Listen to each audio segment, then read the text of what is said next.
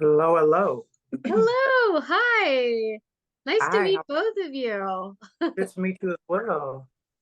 I so excited to chat with you. I loved being Mary Tyler Moore. I just thought it was a fantastic doc. I love There have been so many great documentaries about like famous women, and this is one of them this year, I think. Thank So you. yeah, so thrilled to be chatting with both of you. My first question is, how did this project come about? Like, how did yeah, what made you want to get involved with it? Um, it was my brainchild. And but the truth is, I was doing an interview with Vanity Fair. I was very honored to be graced in their cover for that issue, and it came up and pre-questioning or talking to Jackie Woodson, who did a beautiful job on the interview, and I just sort of talked about Mary Tyler Moore and her impact on me, and also my love for the show and the series, and I had read her memoir when I was in high school. So I was really just sort of fascinated by her as a person, by her career, and also, but really the person behind the persona. I think that's what really kind of got me. And so I think naturally as a writer, I wanted to write a biopic. I think that's just sort of where my head went. And that's it. I just sort of talked about that in the interview, and then I got a note from Dr. Robert Levine, her widower, and he invited me to their estate in Connecticut. Obviously, she had passed at this point, so I never got a chance to meet her. But I got to go to that house, which was featured in the documentary beautifully, and so people could get a chance to see what I saw that afternoon. And I just was like, "This is not a biopic. This is a documentary." I wanted people to experience what I did, and I think you could really feel her spirit still in the estate. Also, all her clothes were there. Her office was still intact. I mean, murals on the wall. All of her scripts had been bound. Her Emmys were lined up. Her Golden Globes and all the covers of her have been framed. All these things we try to show in the doc. And Robert was really kind, and he said, "Yeah, I'm game to do that." And that's when I knew I had to find a director, because I knew I wasn't the person to direct it. I just knew I wanted to be the person to really produce it and make sure it came out correctly. And so James Adolphus, who we're working with already on a docu-series, I asked him, I said, "Yo, would you be down to direct this documentary about Mary Tyler Moore?" He's like, "I know nothing about her, but I'm willing to learn and see if it makes sense." And he went and did his own research and read the book, and he came back and he said, "I'm fascinated. Yeah, let's go." And yeah, and Rishi, do you remember how, like, when all this was going down? Oh man. And what's cool is that I think like it was really unexpected, right? For us. It was really unexpected Right. for Hellman grad and for Lena to put out a documentary about Mary Tyler Moore. And what I love about it is that it also speaks to this idea that there's this kind of legacy and connection point between Mary and if you kind of trace it into everything that Mary did in terms of representation on television, you can trace it to Lena's character in Master of None. But there along the Yeah. way, I think we just started to realize and discover, James was so inspired from it, and for it was an unexpected look for him. But then we And started, Deborah Martin Chase as yes, well, and amazing Deborah, woman we had producer. such an incredible producing team on this, also with James Adolphus's producing partner Ben Selko, he helped us wrangle this all together. But I think we just kept discovering. I mean, like, I feel like it's like every single person you would talk to, like whether it was the Julie Dreyfuses of the world, Mhm. the Reese Witherspoons of the world, or people that you see featured in the documentary, they're like, "Oh my God, Mary made an impact on me too." Yeah, And so the legacy is it's massive.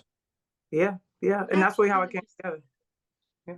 Wow. Yeah, I know you two have collaborated on a lot together. So do you think that your projects have something in common? Like, is there something that you always look for when it comes to the projects you collaborate on together? Well, Rishi is officially the CEO of Hillman Grad now. I'm proud of the title founder.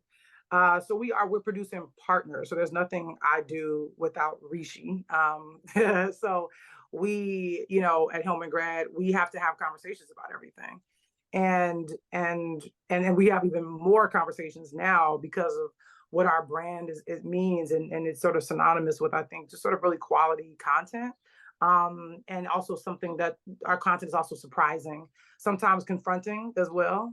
But we think that's a really cool way to be branded, and I think that's really what Rishi and I do, is like, is this something we can live with for a long time? It took us 5 years to complete this. There was so much Wow. footage. There was so much, so many interviews we were trying to get. There was also COVID happened. I wanted to redo my interview, which I'm glad I did. because I'm glad we got the right quote in terms of like she sparked a fire with a very delicate match, and it took me a beat to kind of figure that out.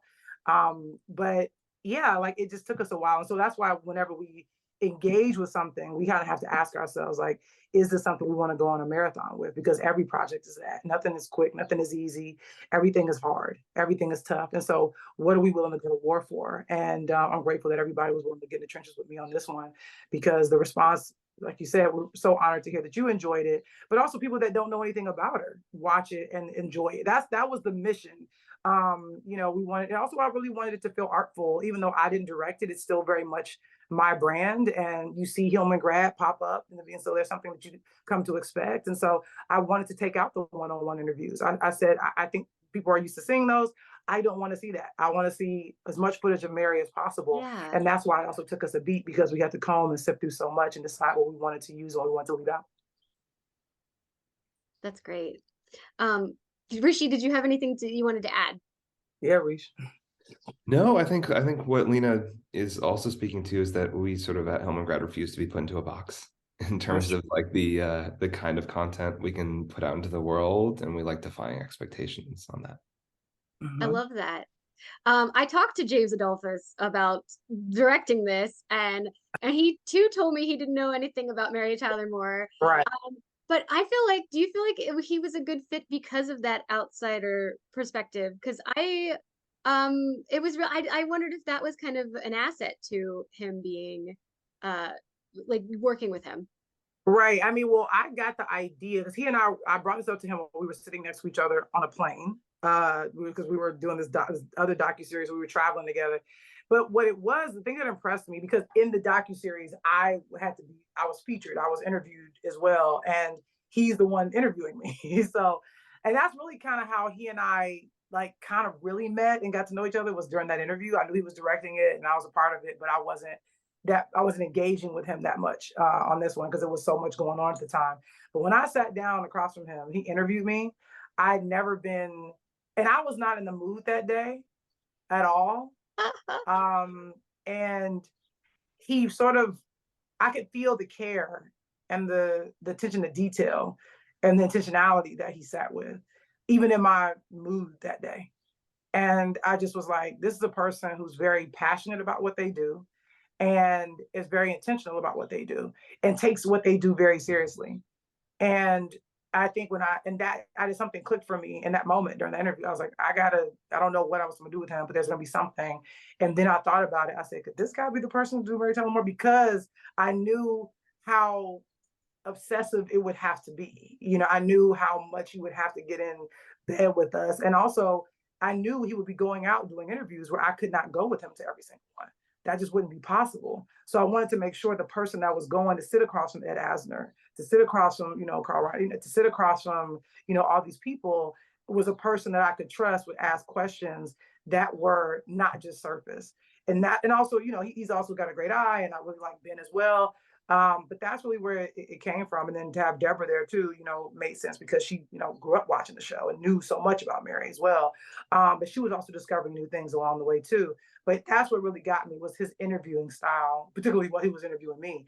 And I just knew that was the person we needed to do this one. And I'm so glad that, and also I like the fact that he didn't have a lot of preconceived notions and that he was discovering it, because he is like everyone else. When you get to discover Mary for the first time, you just get sucked in. And I was excited that he was going to have that experience on the movie. That's great.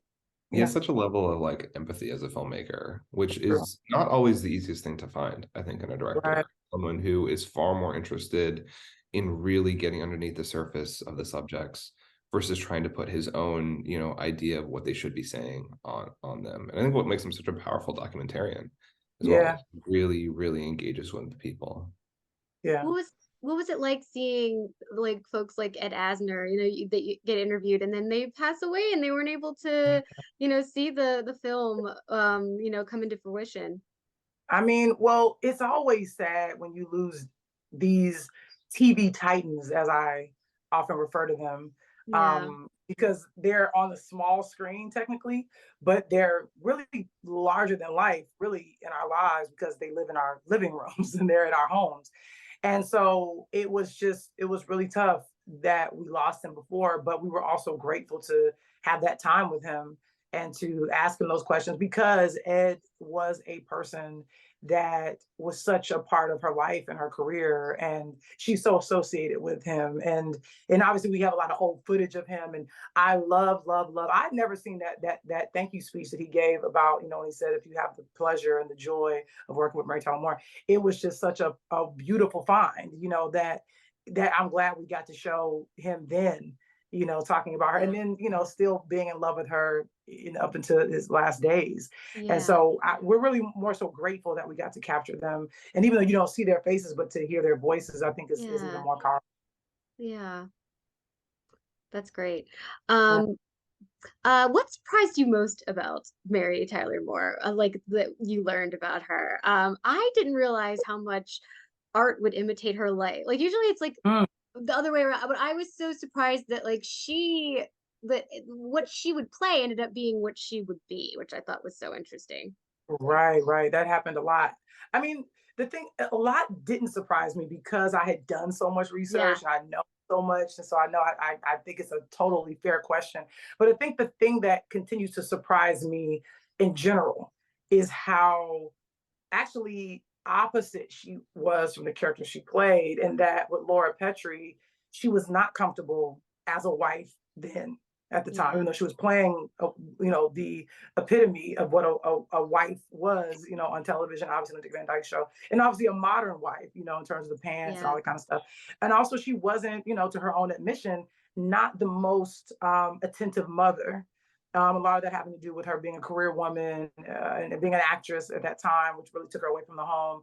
So she was playing a devoted housewife and mother on TV, but it's known that she spent more time with her television son than her real life one, and obviously the person she was married to at the time of the Dick Van Dyke, she would later ultimately get divorced from because Yeah. their marriage wasn't in the healthiest space. And then obviously, famously, her playing the epitome of the single working woman, as Mary Richards. She was married happily to Grant Tinker that entire time. And he was really the force behind creating MTM. And yes, she was the face of it, but he was the person sort of steering the ship. And that was so fascinating to me. And, then obviously, ultimately, in Ordinary People, that tragedy would happen to her post making that movie. So she would grieve for a son on screen before she actually did it in real life. So that, even though I know those things already going in, it still always sort of hits me about these weird funhouse mirrors she sort of dealt with in her life, that she was sort of playing something that she wasn't, in these sort of iconic ways. She was the single woman to everybody, not unlike Sarah Jessica Parker, who plays a single Right. woman very well and who has been happily married for many decades. So it's a Yeah. very interesting thing. Yeah. Yeah. Totally. I actually came into this somewhat like James, in which I didn't have a ton of experience with Mary Tyler Moore. I was born in London. My parents grew up there, and so they raised me on, Faulty Towers and Laurel and Hardy and that type of content from there. But I think the thing that surprises me every single day about this documentary is the depth and the level of impact. And it's even just getting into conversations with people who have recently seen the documentary who are like, no, you don't understand how big of a deal it was for her to wear pants. Like it was Yeah. like we would get in trouble for wearing pants as women at school, and like for her to go out on screen and do it and empower us in that way, and then continue to empower us over the course of years and years and years. Like I think people feel this incredibly personal kinship with Mary, regardless of whether you met her or not. Like she felt like she was your advocate, your friend, your supporter. And so I've been blown away by the amount of people that have reached out since the documentary came out, just expressing their love for Mary. That's Yeah, me too. great. Yeah. You mentioned a beautiful find of the Ed Asner talking about Mary. I wanted to ask you about the footage of the bachelorette party, I The guess you bridal would call shower. the Yeah. bridal shower. I love that so much. And I talked Yeah. to James a little bit about it, but I wanted to hear what was it like finding that treasure trove of footage? Well, thankful to Dr. Robert Levine, who found it at the final hour. There's so they you know, I just said to a friend that Mary Tyler Moore was a keeper of things. She kept it, obviously you can see in her house, she kept everything. And these videos were like in the basement of that house. And Robert sort of like went and I think was still searching and trying to find things for us. And in the final hours, we were kind of done. You know, we kind of felt like we had a cut. And then he said, Wow. hold on, there's this. And I said, you know, we obviously wanted to use it and include it, and obviously with his permission, because it is very personal. Obviously, it's their home videos, and I just loved, you know, her circle. I love that her mom was there. I love that. Obviously, Betty White has a really Yes. funny turn as always. That's the Yeah. thing. It's like, you know, because I think people know this. They might not. They don't. Feel free to please put it in print. But that Betty and Mary were very close friends. They were very tight. And Mary didn't have a ton of girlfriends. And that's really how Betty White got that role on Mary Tyler Moore show as the homemaker, because they were looking for someone Betty White like. And Mary was like, just cast Betty White, you know, and I think they kind of were nervous because they were friends. But Mary was like, she's a professional, she'll be great. And obviously she came, and Sue Ann Nivens, to me, Oh is my one God, of I my, love that character so much. it's such an iconic Yes. television character.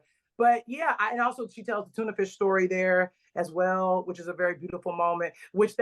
I do recall that being mentioned in the memoir. You know, she does talk about that in the memoir. So, but it was nice to see her tell that story, and obviously it's a lovely tribute to Robert Levine, her widower, Yeah. and that, you know, it really was a very sweet love. I love that there was a age difference there. I love that there was a religious difference there, and they just sort of, it was just really one of the great loves of her life, you know.